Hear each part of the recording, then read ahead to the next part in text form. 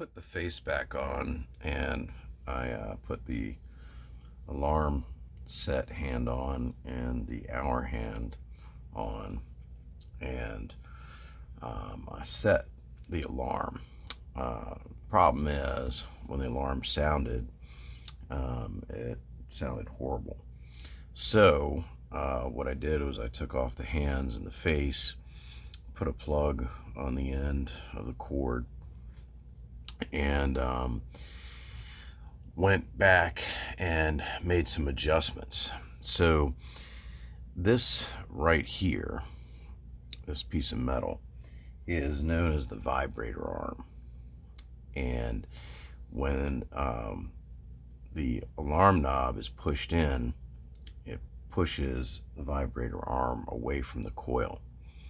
When the alarm knob is pulled out, the vibrator arm drops closer to the coil. What's going to happen when the alarm trips is the vibrator arm is going to vibrate. Now, with this type of clock, it has a bell alarm. Okay, and the way you know this is this piece right here, this round piece that goes all the way around it, that is making the bell sound. And this is called the hammer in here, and this is the hammer arm, which is connected to the vibrator arm. So when the alarm trips, the vibrator arm is going to vibrate, causing this arm to vibrate, causing the hammer to strike against this piece of metal, making the bell sound. There's also alarm clocks that don't have this metal piece, don't have the hammer. They just use the vibrator arm, and the alarm is a buzzer sound. You're always going to get some buzzer, even with the ones that have the bell. So in another video, I talked about this book, Electrifying Time. I believe his name is pronounced Jim Linz.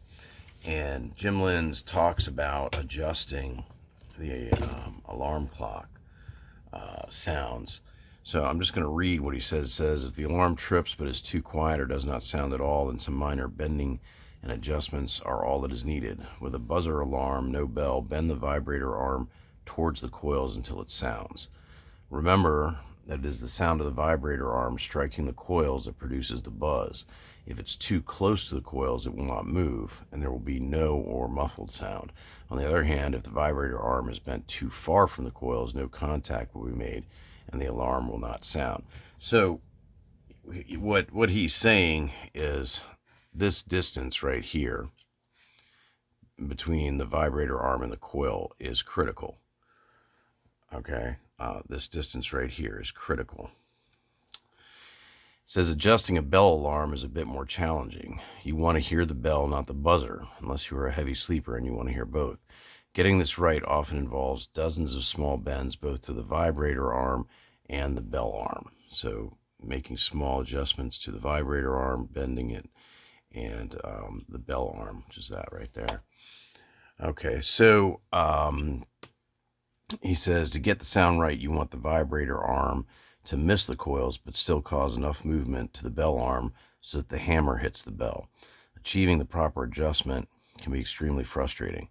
I've spent hours adjusting a few troublesome alarms until I got it right, but the results are rewarding. Although there will always be a slight buzzing while the alarm is sounding, the primary sound should be the ringing bell. So here's the thing. I've messed with this thing, and I'm done messing with it. I'm not a big alarm clock fan with these old G Telechrons. I think they're best suited just to be used as time only. But I'm showing you how you do it, and I'll show you this is what I got from bending the arms until I just didn't feel like bending them anymore.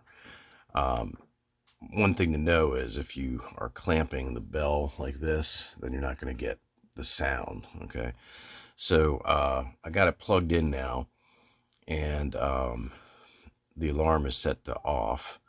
Okay, and I'm going to turn the alarm set and then pull this out. So now the alarm is set, and I'm going to rotate the alarm knob, and when it trips, we're going to hear the sound that the alarm will make on this clock when it's put back together.